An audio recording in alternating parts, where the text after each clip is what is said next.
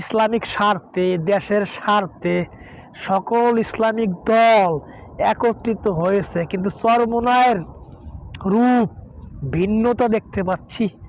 এক এক সময় এক এক বক্তব্য দিচ্ছেন। তারা 142 সিটে নাকি এ গ্রেড পেয়ে বসে আছেন। আপনি 142 সিটে এ গ্রেড পেয়ে বসে আছেন, আপনি কেন জোট বেঁধেছেন? আপনি একক নির্বাচন করেন। বিএনপিতে গেলে আপনাকে 5টার বেশি আসন দিত না। হ্যাঁ, দিত না। জীবনে মেয়র হইতে পারেন নাই, মেম্বার হতে পারেন নাই, চেয়ারম্যান হতে পারেন নাই। আপনি সংসদ সদস্য হবেন, 100 আসন দিতে হবে আপনাকে।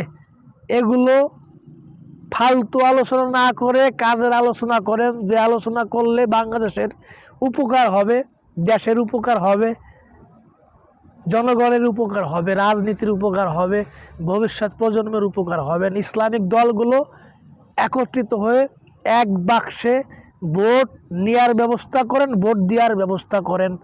বাংলাদেশকে বাঁচান, বাংলাদেশকে বাঁচান।